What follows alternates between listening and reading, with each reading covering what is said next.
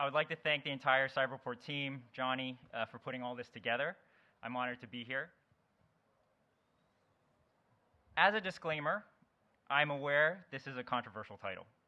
I'd like to highlight our firm has offices in all 3 locations and all equally important. These places complement each other with their own strengths. So to be clear, one is not better than the other. This presentation was initially in part a response to headlines from earlier in the year like this, about a Hong Kong exodus. But just this week, we are seeing headlines telling a different story. We are already seeing people come back to Hong Kong from places like Singapore. As mentioned, this presentation is to highlight the differences between the regions. One is not better than the other. Each has their own strengths. Earlier this year, Singapore's Prime Minister, spoke about the relationship between Hong Kong and Singapore, and he said, "We are far better to have Hong Kong as a robust competitor. They thrive, we thrive. It's not Hertz or Avis. It's not a zero-sum game. One does not need to lose for the other to win. There's enough opportunity and ice cream to go around." In this presentation, we'll cover topics such as market access, scalability, market environment, digital transformation, and what it means to be an adopter and adapter. In terms of market access, geography matters. Meeting in person can make a difference, be it with an investor, strategic partner, or customer. Being in Hong Kong, some say, is easier to manage multiple markets such as East Asia and Southeast Asia. China has remained the world's largest trading partner of ASEAN for the past 13 consecutive years. Flying from Hong Kong to Beijing or Tokyo takes about 3.5 to 4 hours, while flying from Singapore takes 6 to 7 hours. From Thailand to India, it takes a similar amount of time to get to Bangkok or New Delhi from both Hong Kong and Singapore. Startups should think about which markets they are serving and what makes the most sense for their business. When talking about a target market, it's not just about pure size. Targeting a large single market with the same language, same currency, same culture, and business dynamics will increase your chances to scale. The EU, with a population of 450 million, and ASEAN, with 670 million, are often compared.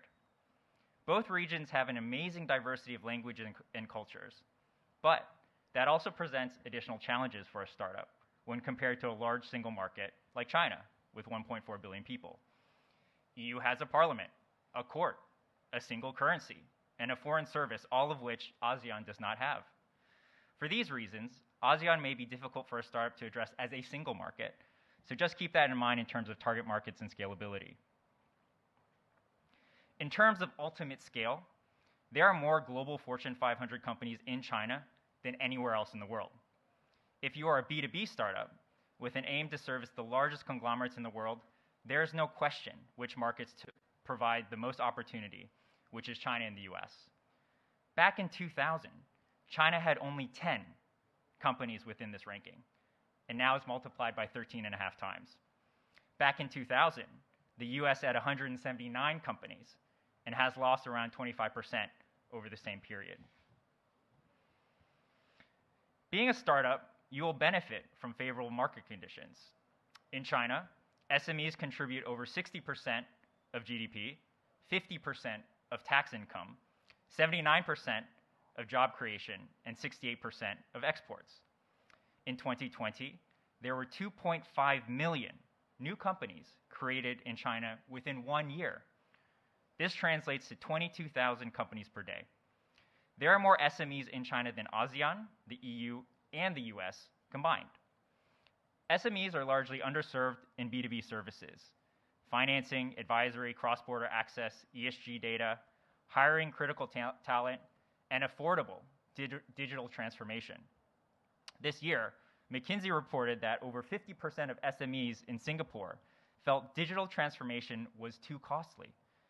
China's government recently announced that over the next 3 years, it will support SMEs towards digital transformation across 100 industries, including auto, textile, and pharma sectors.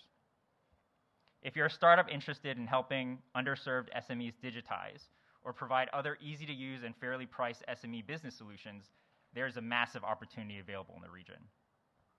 China is also supporting the creation of little giants, SMEs that show great strength in strategically important areas such as semiconductors, software, and AI. In terms of number of unicorns, US and China continue to dominate and are considered the world's largest and biggest unicorn factories. The next 10 countries combined have fewer unicorns than China. What is even more telling is that the top 10 unicorns make up 18% of the total value of the world's unicorns. On this top 10 list, China has 5, US has 3, UK has 1, Malta has 1. That being said, Malta represents Binance, the world's largest crypto exchange. CZ, the founder, was born in China and became interested in blockchain tech while in China. So if we give China a half point for Binance, then over half of the top 10 largest unicorns globally are from China. Going back to scalability, Hong Kong and the GBA, in terms of land areas, 3 times larger than Silicon Valley, 75 times larger than Singapore. In terms of GDP, it's 2 to 5 times larger. Inflation is about 1/3 to half in comparison. Population is 11 times to 15 times larger. Robots per 10,000 employees. So this is talking about robot density. It's similar to the US and half of Singapore, but that's an opportunity, and more on that later. This semi-annual ranking was started by a UK-based think tank, and it first came out in 2007. It covers over 100 cities globally. Based on algorithms set by the think tank, the ranking is based on multiple factors including business environment, human capital, infrastructure, financial sector development, and reputation. A number of headlines highlighted Singapore overtaking Hong Kong. Many did not specify that this was only down to one single rating point. As you can see, the scores are extremely close, and Hong Kong is not at full strength just yet. San Francisco was also 1 point behind Hong Kong. The top 10 are close, further highlighting the quality of these regions where it is difficult to say one is better than the other. There are opportunities for all. But it is interesting that China and the US make up about 80% of the top 10 ranking. It's been a difficult year globally for equities, and there's no hiding from that. The Hong Kong Stock Exchange volatility this week was just another example among many globally. Even so, in the most difficult times, China has been the most active IPO market in the world for the first 9 months of the year in terms of funds raised. It's easy to forget that Hong Kong and its stock exchange was actually #1 globally for IPO proceeds 7 of the last 13 years up to 2021. 70% of the funds raised in Q3 on the Hong Kong Stock Exchange were from new economy, healthcare tech, and biotech sectors. By the end of Q3, the Hong Kong Stock Exchange's total market cap was $3.9 trillion, which is 4.5 times larger than that of the Singapore Stock Exchange. With all its challenges, internal and external, China will continue to be an important listing venue for some of the largest and most innovative companies globally. For China to remain a competitive and efficient nation, it must automate. Combining the next 12 countries, it is still 30% smaller in terms of China's installations of industrial robots. Combining all of ASEAN would still be exponentially smaller than China. Singapore, while it has one of the highest density of robots per 10,000 employees, it lacks the ability to scale the same way China does. It had fewer installations compared to the year prior. So if you're the next homegrown startup to revolutionize the robotics sector, China is by far the world's largest market and cannot be ignored. In terms of where top-tier AI talent come from, China leads globally. In Asia, it dominates.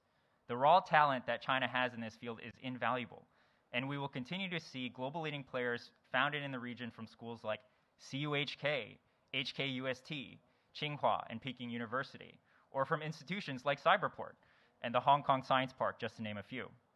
Hong Kong alone is home to 5 of the top 100 universities globally. I am proud to call Hong Kong my home, and I do not intend to leave anytime soon. Our firm has only been increasing its presence here. For every ranking where Hong Kong is poorly ranked, such as being 50th in the Internation's Expat Insider Survey, you can probably find another comparable ranking like this one, the United Nations Human Development Index, where Hong Kong ranks highly, only just behind Switzerland, Norway, and Iceland, and higher than both Singapore at number 12 and the US at 21. Singapore is 10th on the expat survey, where the US is 14th. The most divergent ranking was Mexico. It's number 1 on the expat survey, but it's 86th on the HDI ranking.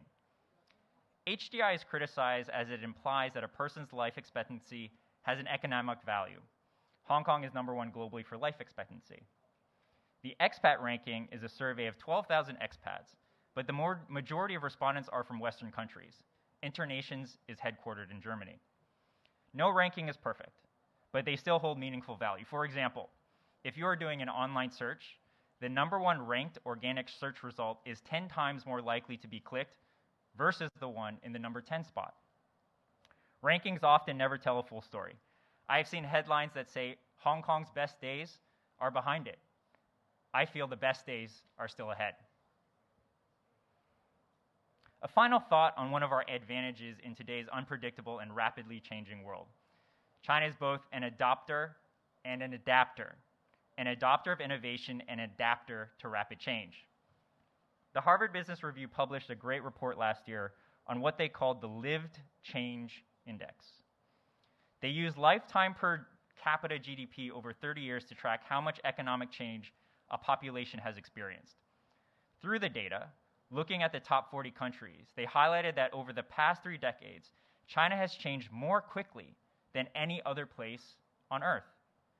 Singapore's per capita GDP grew by 5 times since 1990, while the US grew by 3 times. China has grown a whopping and undisputed 32 times. When we think about China, we often think about its physical landscape and its rapid development in infrastructure. China has built the world's longest high-speed rail network with a total length of 40,000 kilometers. It's larger than the rest of the world combined. What should be equally discussed is the mental landscape of its people as adopters at massive scale and hyper-adapters as a population, having gone through such dramatic and ongoing change. To end this presentation, I would like to quote the Harvard Business Review report on the Live Change Index. And this is a bit of a tongue twister, but stay with me. What happens when rapid adoption and adaption become normal for more than 900 million internet users in every social stratum? You get an economic force that can change the terms of global competition. I hope I was able to share a different perspective and one that highlights the massive opportunity available to all of us across all these areas. Cyberport does a fantastic job. They do great work, and they support this startup community across 3 pillars: youth, entrepreneurs, and partners. They have a macro fund, so if you're a budding entrepreneur looking for funding, please reach out to the Cyberport team and Johnny here in the front row. Our firm, Primavera, we currently manage $20 billion US dollars in AUM, and we've invested in over 100 portfolio companies across private equity, venture capital, and credit strategies. Primavera Venture Partners focuses on AI, healthcare, and climate action. We believe in using AI to solve some of the world's toughest problems. For example, we have invested in AI drug discovery companies, exponentially reducing the time and cost in finding new cures for cancers, some of which were once deemed undruggable. We have also invested in non-invasive medical robotics, genomics and informatics, last-mile AI logistics, automotive AI chip technology, infectious disease and tumor diagnosis, next-generation energy storage, hydrofoil mobility, mRNA design and delivery, among many others. If you're interested to learn more, please feel free to reach out. So that's it for me. Thank you so much again for the time and honor. It's been a great privilege to be here, so thank you. Yeah.